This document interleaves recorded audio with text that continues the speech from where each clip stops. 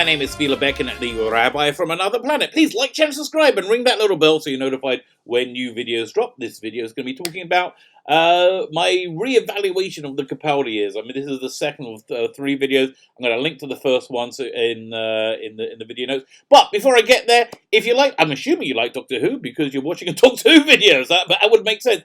I'm giving away Doctor Who DVDs. I'm doing it while the new series of Doctor Who Series 12 runs. And we give them away we do the drawing on Sundays right after the episode airs on the TardisZone, about an hour or two after. So like about 9 o'clock UK time, wherever you are in the world. Just do the math and you'll know what time we give away. This week we're giving away a stonking great DVD box set, the E-Space Trilogy, starring Tom Baker, Lalla Ward, and Matthew Waterhouse. There's a story as Full Circle, State of Decay, freaking awesome story, State of Decay, and Warriors Gate. Warriors Gate, another awesome story, really weird, and I wish they had the production values to realise the script, but just a freaking awesome script. So all you have to do to win this is subscribe to the channel. Subscribing being the important part. I can't check if you subscribe, but please be nice and subscribe, and leave the hashtag Marshmen. Marshmen, they are the monsters that appeared in Full Circle. The first disc in the set. Tons of extras. Yes, it's a fantastic set. I recommend it very highly. Well, I recommend it highly because I bought it twice. You know, I bought it this time. Actually, did I buy it 3 times? I might put it on VHS. I can't remember.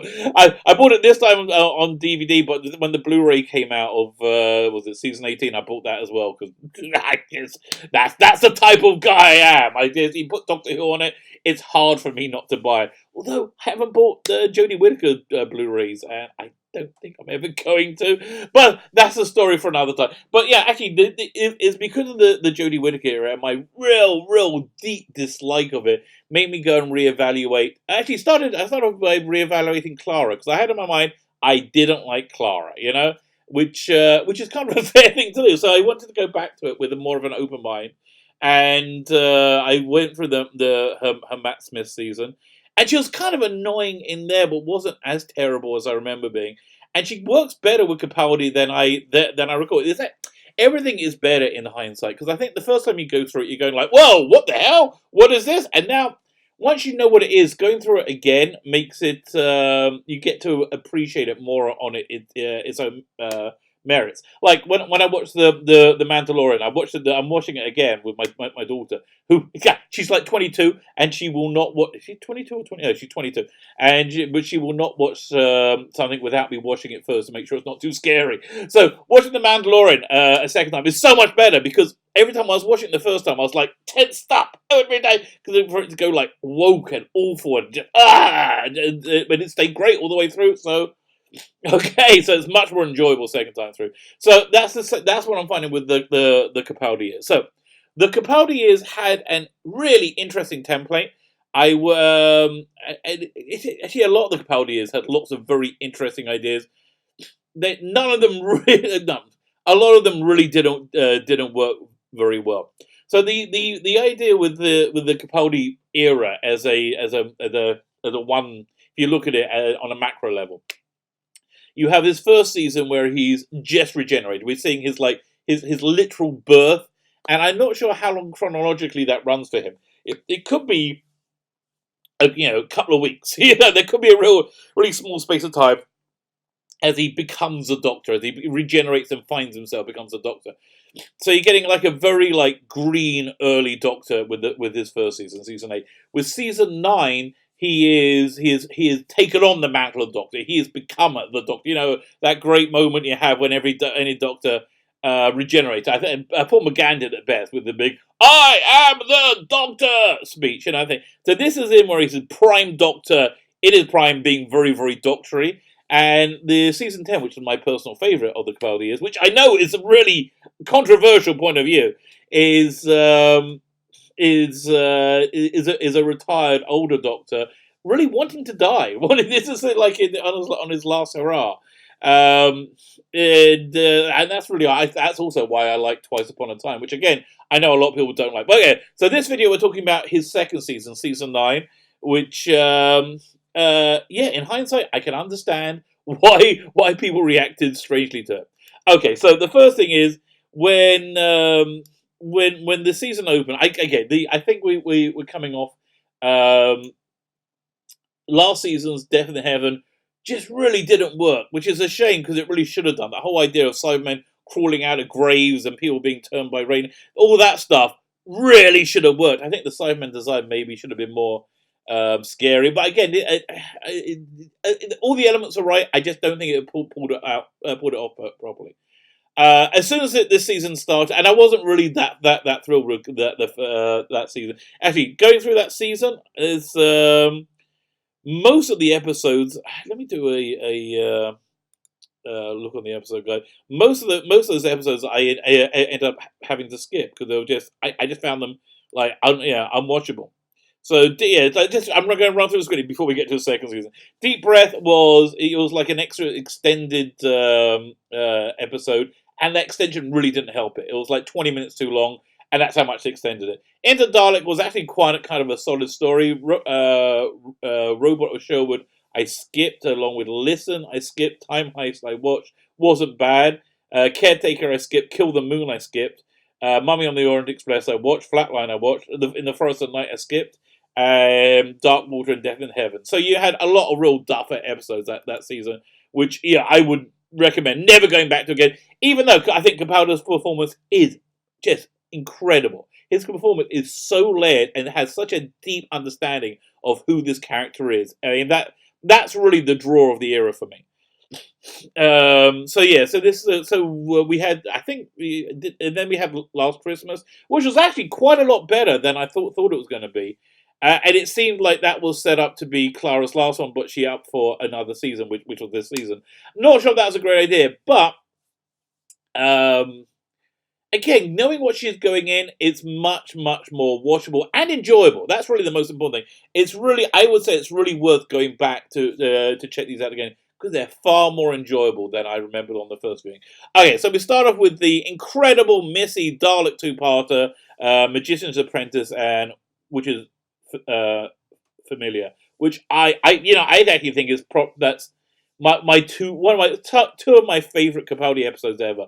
That opening shot with on Skaro, where you had the biplane going over flying lasers. I said, I bet that's Skaro! I bet that's Skaro! And then I was right, because I was so excited they were. And a lot of it worked really well. I loved the Doctor appearing on the tank with the playing the guitar. It was like it was kind of like watching a Pertwee episode on acid. I could so see Pertwee's Doctor doing that, and it would have been fantastic. It was just wonderful. And I loved the Missy Doctor interaction. I also loved how Missy dealt with Unit. She had them put snipers, like 12 snipers on her for a brainstem, so they could kill it. They could legitimately kill her and protect themselves from her. But obviously they couldn't. The interplay between the Doctor and Missy was fantastic in this episode. There's which one was it? I think in the first part when they appear on the. They think it's a space station, but he does a little jump to check the gravity. He says to Missy, gravity. If you notice the gravity, they just that look between them was really, really good. The cliffhanger, fantastic. It's the way Missy tries to con the Daleks into letting her use the TARDIS. Yeah, again, just all of it really, really worked. I think I really think this is Prime Doctor Who, and if you can just go into it with an open mind, I think it's really, really enjoyable. We get in life, I think we get expectations built up. We have like a negative episode of somebody, and we just think that guy's an arsehole, that person's we don't want to be around, and we kind of colour everything that they do through our perception of. And you know what? This is not about politics, but I think you really see that with the reaction to the Trump presidency. Like anything he does, literally anything he does is evil, no matter what it. Just regardless of what it is, it's always evil, and that it's more a reflection of the viewer's state of mind, feeling on it. So again, if you can detach yourself from that, which is, I know it's hard because Clara did rub me up the wrong way. Is so enjoyable. I mean, you can see all the goodness in it. And again, if you're loving the Chibnall Whittaker, God bless you. I'm so happy for you. I hate it, and really the one good thing about it is it's made this era so much stronger for me. But so after that, we get into I think a bunch of kind of mediocre episodes. We have Under the Lake and Before the Flood. It's interesting and full of good ideas. Kind of scary, but ultimately kind of inconsequential. But not bad, just inconsequential. Um, yeah, I've seen it like a few times, and it took me a while to work out what the actual resolution was. And it was okay. It was again. It was. Listen, I think this was good Doctor Who. I didn't see plot. Didn't have plot holes that I could like fly a fleet of TARDISes through, which which is what I felt Praxius really had. The episode, there's so many massive plot holes, which this one didn't. Then we get another two-parter, kind of semi-two-parter. The girl who died, the woman who lived. Another really interesting idea. Really interesting idea. Setting up an immortal companion for the Doctor. Again. I'm not sure how well it worked. Look, Maisie Williams is fantastic. She really is. I'm not sure how much I buy her as an immortal being. I kind of do. You know, I think she's good enough that she pulls it off. But to me, she still looks like a kid, which is it just draws me out of it a little bit. But it's an interesting companion. I really wish actually they set this up in the previous season. And then they brought it back in this season as then it's more of a recurring character. You know, this one seems it's kind of just shoehorned in. Like, well, she's been there for thousands and thousands of years. Then he would have bumped into her before we introduced her. But yeah, okay, it's not terrible. It's not bad, and yeah, it warmed on me as she continued appearing in the season. Actually, I just watched the final episode last night, which is why I'm recording this video right now. But then we have the Zygon Invasion, Zygon Inversion, which I think is brilliant right up until the end. It's a really clever way of looking at a current day political situation without it being preachy. Chibnall, you listening? It really worked. It was really clever. The whole idea of Zygons living in, being integrated into society, like mirroring the clash of cultures that the people, the refugee crisis from the Middle East has really brought to the Western world. And it did it really well. The only thing I really didn't like about it, and again, rattled along, really good adventure, really exciting. I really have a little complaint apart from the ending, which the Doctor's brilliant speech, which was brilliant, his brilliant anti-war speech. I just don't think it would have worked. I don't think there's anything you can say to ISIS, who the baddie Zygons represented, that will make them go, oh yeah, war's bad. No. I think that's a far more interesting idea. There are some people who are so implacably evil. They cannot be reasoned with. And what you do with them then, which is the situation that I think these episodes were commenting on. But again, in general, really clever, really clever episodes. Very well done. Sleep No More was the Mark Gatiss episode, and again, that was a bit of a mediocre episode. Not terrible. Watch it. All these ones are watchable, which is I couldn't say about season 8. Again, because I skipped half of them. It was okay. I think it probably would have been better as a two-parter, which is what it originally planned for. I think the monsters need to be beefed up a little bit more, but it was. Yeah, if I was going to review that one, I would give it the same review as Earth got in Hitchhiker's Guide to the Galaxy.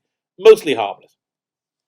So then we get into the final three-parter, and I can really see why it got such a bad reaction. It really did get a very bad reaction.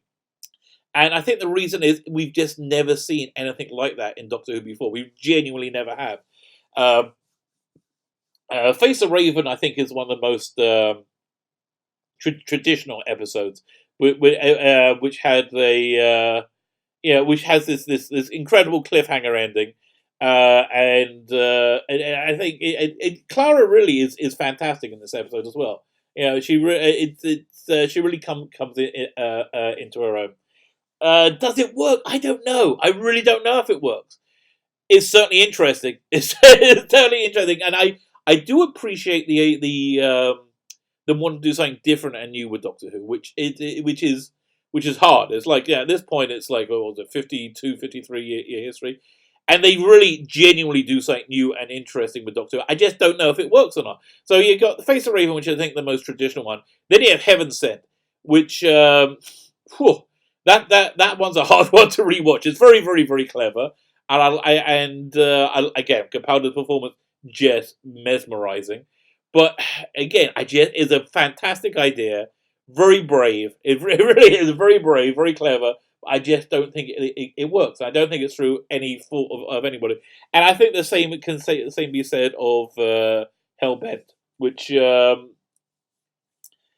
again, never been anything like that before on Doctor Who. You know, this mournful. It was essentially written as a really strong, beautiful platonic love story, which you don't get at all in entertainment ever, let alone in Doctor Who. But it was, I honestly, I think the world is better for having really ambitious failures, than mediocre safety. Which so that's like I appreciate it.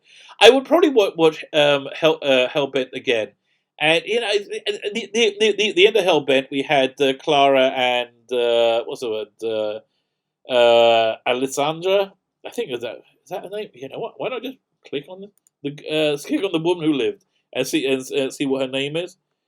List of characters. No, anywhere? No. Get out of here. Oh, it was Ashilda. That's her name.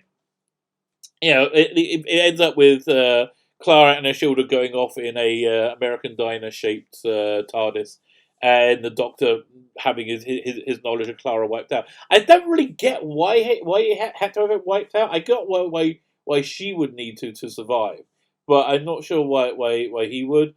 But you know what? That doesn't really matter.